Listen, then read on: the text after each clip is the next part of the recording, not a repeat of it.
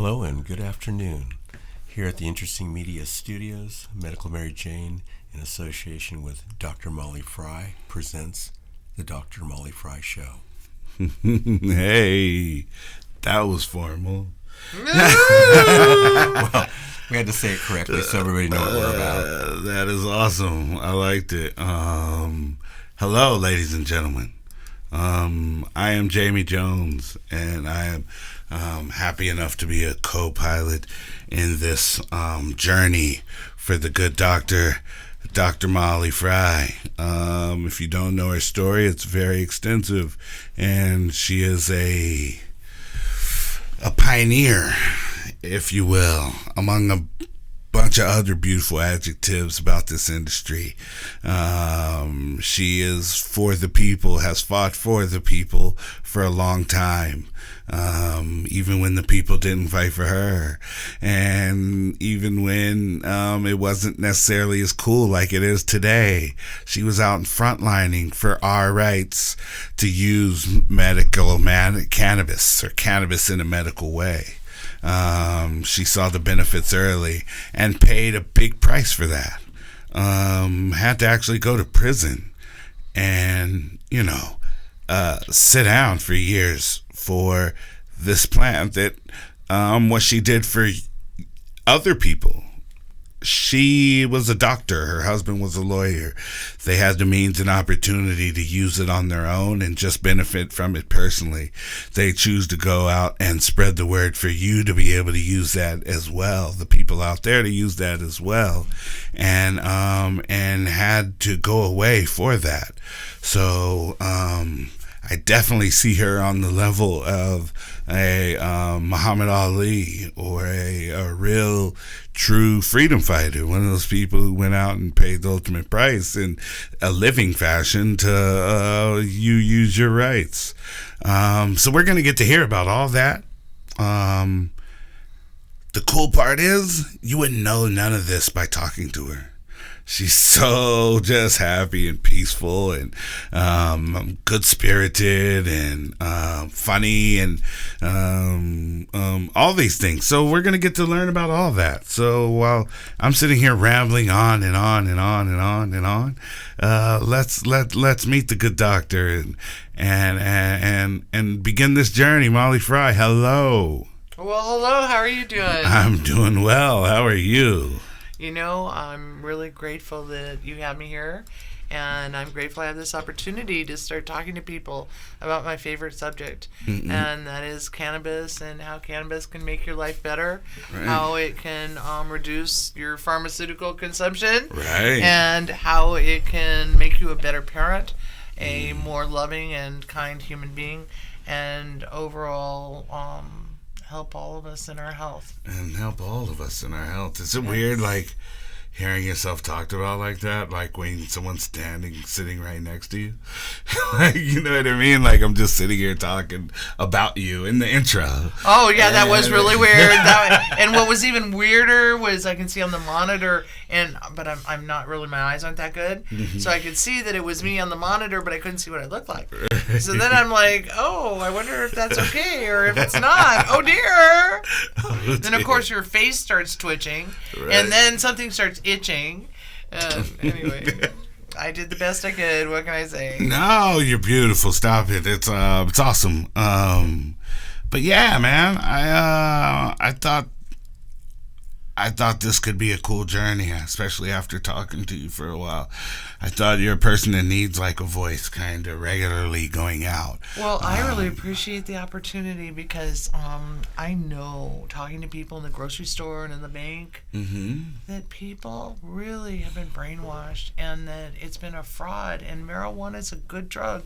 And maybe your audience likes marijuana and they understand, but every one of your people needs to have a meaningful conversation about cannabis to someone who doesn't ever know about it every day. Right. Every day, a cannabis person needs to do this, and that's the only way we're going to change the hearts and the minds, because we have this massive 70 years of disinformation, lies, and scandal, and complete brainwashing of the American people. Right.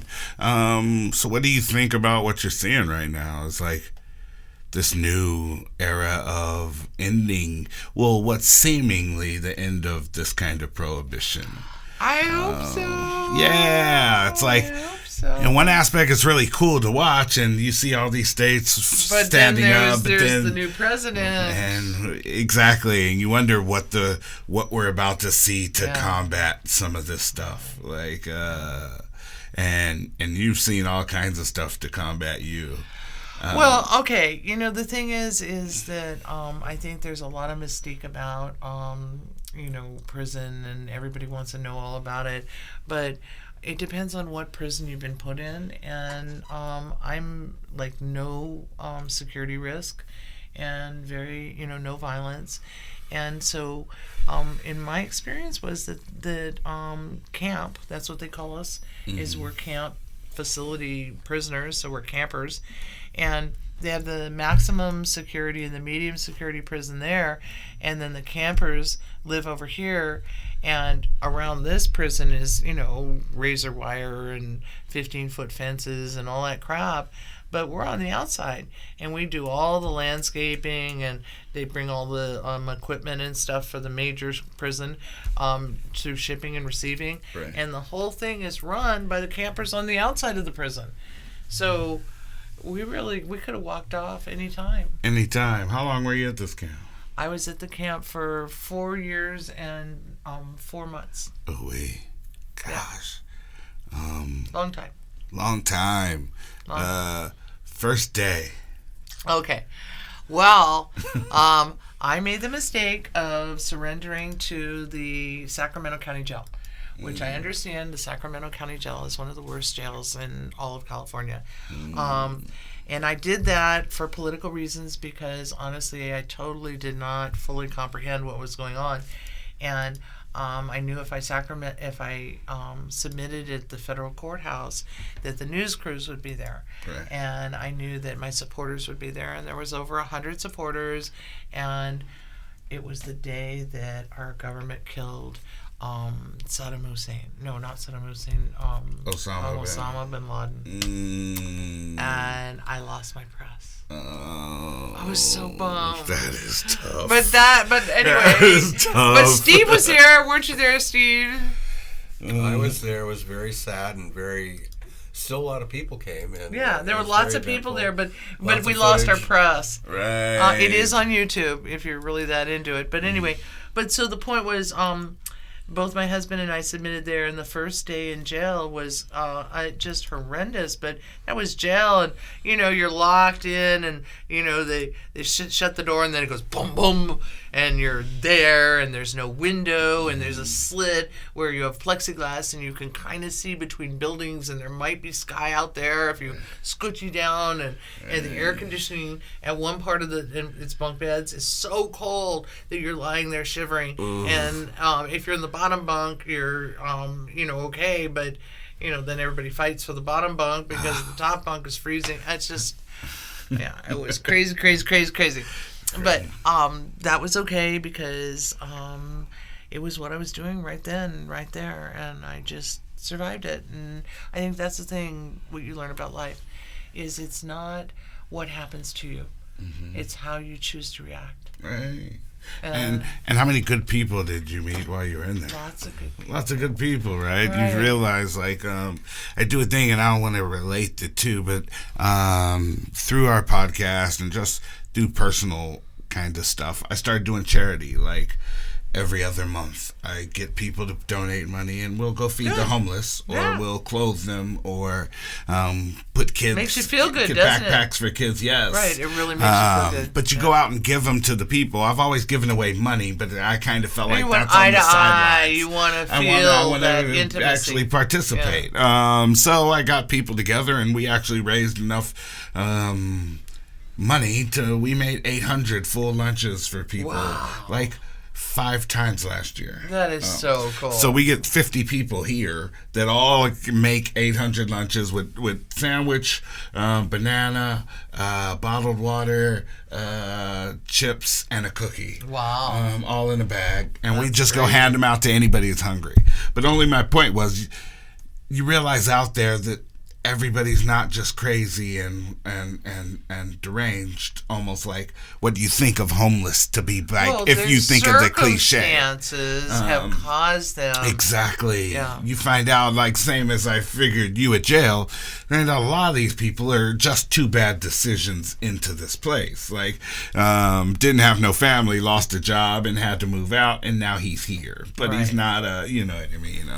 Well, and the thing is with the people in prison, the other real problem is that between 70 and 90% are drug offenses. Right. Okay. Right. And what ends up happening is that the women who were in the facility I was in were nonviolent, and they came from incredibly dysfunctional homes, and they started being involved in drug trafficking or drug trade or drug use or prostitution or whatever in their junior high school years.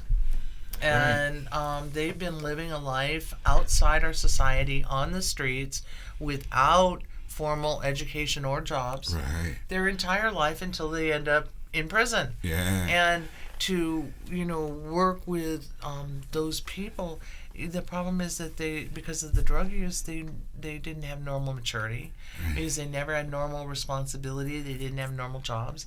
It's a huge problem. I mean, and we're not confronting it at all. We really need to take it much more seriously. Definitely. So now you're home from that Experience. You're smelling the fresh air. Your nature seems beautiful. You have a glow to you. How has life been? Well, I got out September 4th, 2015. And I feel extraordinarily grateful. Everything has people have been so kind.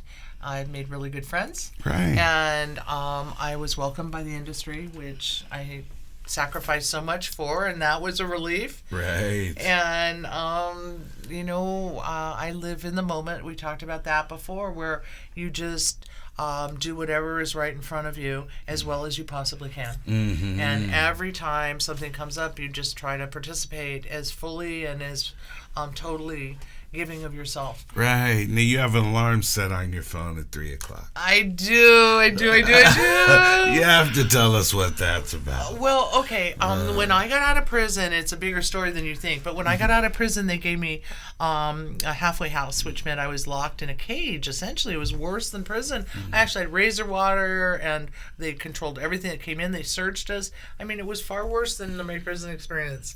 But anyway, they and it had 60 inmates there, and 90% of them were men. And they were rapists and murderers and state prisoners and federal prisoners. They mixed all the prisoners. I'd come from a little bitty camp where we were all nonviolent women who made mistakes. Right. Yeah. Right. I didn't want to be there with all those men. Anyway, and there was only one TV, and of course the men controlled it. And so watching football. That's right. and there was one exercise yard, and of course the men controlled it. Okay, and we were all crammed in there. There's only 4 women there with me most of the time. Sometimes we went up to 7, but anyway, so what happened was I decided to break the rules, and I bought myself a smartphone, and I smuggled it into the halfway house, and I used my smartphone to figure it out, because I never had a smartphone in my life. It was 2015. I never owned a smartphone. Right. I lived in the mountains. I never even used the internet. And so I had to bring myself up to speed, and it was just a blessing, because I had 16 hours a day with nothing to do. There were no library, no books, no anything. They just had you sit and do nothing. And they call that rehabilitation. Yeah, that's rough. It was horrible. That's But anyway, rough. so the smartphone, I love the smartphone. The and 3:00. the 3:00 thing is that I finally learned how to alarm it, and it's a beautiful little classical tune. And the reason why is that every one of us should be grateful and take time out every day.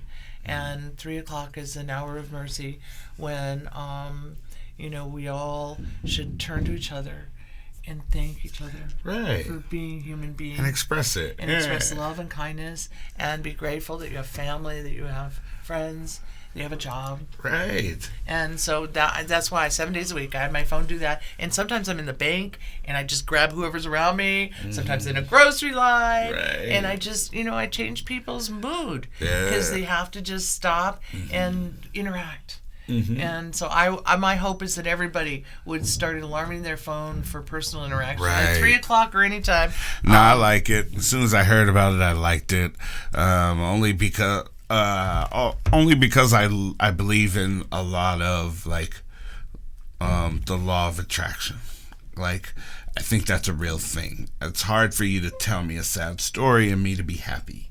That's your energy coming off on me. So that's almost like just a plain version of it. But I think it's more subtle than that. Right, exactly. I think it's more subtle than that as well. So, and what you're doing is spreading some positive energy. Some positive energy. And I totally, And I don't, forces I've that. heard the law of attraction, and I think it's just like one of those things that it is like water runs downhill. Mm-hmm. Okay, it doesn't tell us that we understand about gravity. Right. Okay? Yeah. Or slope, Exactly. or friction. It tells us water runs downhill. And I think the law of attraction is one of those things where we see it every day. Positive people attract Exactly. positive people. Exactly. Energy is transferred between Yes. people. That's why I hug people. That's very true, and I use it in like a really layman's term, almost Well, like of a course, not, that's what I'm not saying. I don't actually. think we Yes, understand exactly. it. I don't. Yeah, exactly. I use it as a dummy. I agree. I think there's something to that, though.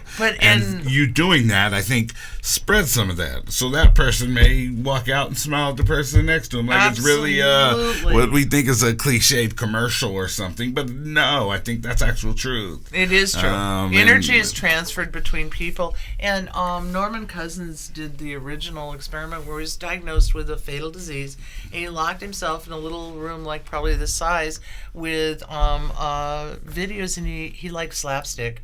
So he watched Three Stooges and Charlie Chaplin and all that stuff and laughed. And after about 6 months, he came out and he was cured from his disease. Right. So the point is when Right. you look at the positive thing, it's not just mime going, oh, I'm going to be nice to someone right now. It's really about that energy. Right. And he said, you know what? I need good energy in my body. I know if I watch these shows, Right. I will laugh and I will generate positive energy.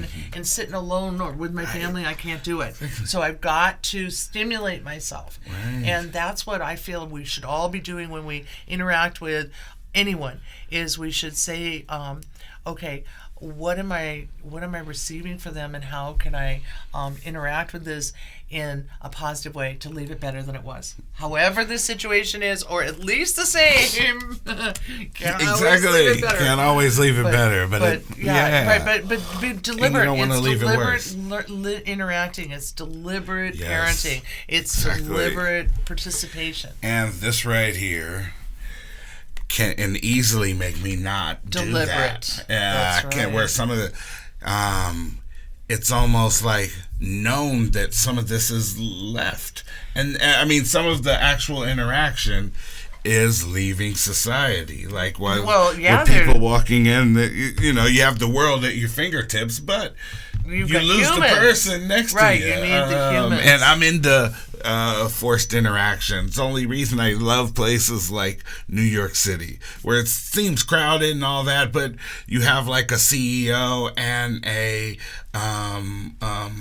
dishwasher all on the subway together. Right, exactly. There's a lot of integration. Every day. Right, yeah, exactly. And they got to ride through and talk to each other. And I like that nature of forced, of people needing to be interacted interacting with each other. And when it's done in a positive way, forcing, like, you almost force that positive energy on people.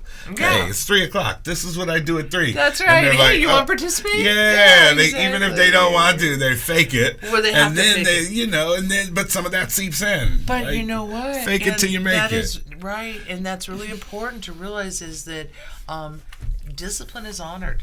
Right. If you use discipline, just think about it in terms of exercise. Okay, you don't want to get up. You don't want to exercise. You do not want to put on your gym clothes. But you have discipline. So the alarm goes off, you get out of bed, you put your gym clothes on, you put in your whatever, you sit in, you do your exercise, and after a certain amount of time, whether you wanted to do it or not, you're stronger Right. and healthier. Exactly. Okay, and so it's same thing with your prayer life, and the same thing with your attitude about the other humans that we're interacting with. Is even if you don't feel in your heart like I want to be nice to this person, it's a question of choice. I am disciplined enough to say, this is a human being; they deserve kindness, They do. and therefore I make the choice to think of them before me. Yeah. See, it's weird how you do things, but don't necessarily understand why you do things. Right, of course. Things but that are just part of your nature, and Yeah. then people can explain something. Oh, it kind of it's part of the why. Right? Yeah. I just think it's You're just nice. Just You're nice. just I'm nice. just a nice person. I wish I could say that was true about me, but I used to have I had PTSD, and I had so much anxiety that I was nuts. And so this is a whole new thing for me, that I have been cured of this anxiety disorder. It was prison that cured me, actually. I hate to admit that, but it was. But what happened is they stripped away everything, and you're stuck. And you just have nothing productive, and you feel yourself getting stupid. And every day you think slower because there's no bills, there's no telephone, there's no adult activity. The people talk about the stupidest things. The guards humiliate you. Yeah, you go numb. You don't know. And you just become numb. Now, I had a respite that every day for 2 hours or more, depended, I would walk the track. And I would go around, when I first got there, for over 10 miles a day. That's a lot of hours. But anyway, but that was the only place where you were, you didn't have to talk to anyone, and you could actually just be alone, because there's so many of them and they're all crammed together, and so the only way you're alone in the group is the track. But yeah, so it was just a very intense experience where you have to face your emotions. Yeah. You have to face stuff you never wanted to face. So it just made the distractions anxiety disappear. Everything was gone. Anxiety kind of just started lifting. So numbing. The numbing of jail is good for anxiety. Well, or in my PTSD. case, right? In my case, what I believe was that I had spent my entire life, 55 years, taking care of everyone else. My mom had died when I was a child. I took care of my dad. I took care of my brother. My stepmother didn't like me, so I moved in with a friend who had 2 kids, and I took care of her kids. Then I went to college, and I was living with a boyfriend. I took care of him, and it was just this endless cycle of take care. Then I met my husband. He had 2 children. I took care of them. We had 3 children. I took care of them. We had 5 kids. Then my husband was a baby too. So took care of everybody, right? And then I got cancer, and everybody was mad at me because I couldn't take care of anyone. And then after I got... I'm seeing that now with a Facebook friend. Yeah, it happens. Who has cancer, and she just spends every day upset at her family for not taking up the slack. Right. And they're almost mad at her for... Right, because they're like, wait, you were our mommy. What's the matter with you? How dare you get sick? Yeah, exactly. Yeah, that's exactly. And I just confronted my husband, and I just said to him, look, you're pissed. I'm sorry. I get it.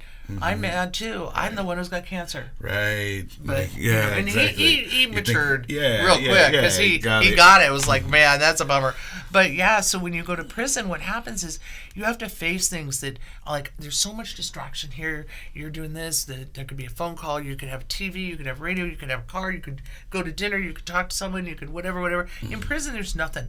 So what happens is all of a sudden you witness dynamic, and the one that surprised me was I have very little jealousy. The people don't generally have things that I desire. Right. But when I got to prison, I was so shocked because he stripped me down to, I didn't even have a rubber band. Right. Okay, I didn't have a push pin. They gave me a cork board where I could put pictures up, but I didn't have any pins to put them up. Right. And I started to covet these tiny weird things like paper clips and rubber bands. Right. Yeah, and then you have to realize that these are just things, and then you have to grow through whatever that little immature part of that you somehow had an assumption that you deserved to have a rubber band when you wanted it, or a paper clip, or it gets you down. It's the most bizarre situation. You're stripped down to nothing, and so you have to deal with all those feelings. So when you feel insecure or abandoned by your family, because no matter how nice your family is, they have a life, and they're out here in the world with a bazillion things going on, and you're in prison, so bye. Right. And they're over you. Right. And it's not cruel and it's not personal. It's truth. Right. So get over yourself. So get over yourself. Yeah. And so it's very growthful. So that's what healed my PTSD. That's awesome. I just had to face, okay, you're here for 60 months. Deal with it. Deal with it. It's a lot of X's. Yeah, yeah, but you never count days. You never count days. You count holidays. So you just move from holiday to holiday. Right. So I got in coming? there. I got in there in May, and so the first big holiday was 4th of July. 4th of July. Yeah. And then you just move through the holidays. Like that's 1 year down. That's right. I love it. Well, man, you're gonna get to hear all this. I think this is awesome for a teaser, for a beginning, just to kind of give people what we will be doing. There are hundreds of subjects in the world, maybe even millions. We're going to touch a lot of them. And we'd love to hear from you. And we would love to hear from you as well. So we will have a call-in number for our Skype callers. Anybody can call in and talk to us. We'll be able to call in. We're going to get all of our nuts and bolts down, have fun little graphics and things like that. But I just wanted to get one out. Yeah, but I just wanted to get one out and just kind of get to the meat of it a little bit today. And I think it's going to be a beautiful journey. I'm excited. I look forward to taking it. So every week you'll look for the Dr. Molly Fry Show on YouTube that will be live streaming. Then it will go out the next day as an audio podcast that people can listen to on their iTunes or their Stitcher, that they can subscribe for free, download on your phone, and the show will come right into your phone. Or you can watch us live on YouTube, where you'll be able to call in and participate on the show. Well, I want to thank everyone who watched, and tell your friends, because I'm here to answer your questions and to talk about the difficult things. I'm not politically correct, but I'm opinionated, and I really care about you guys, and I care about marijuana, and I want my patients to have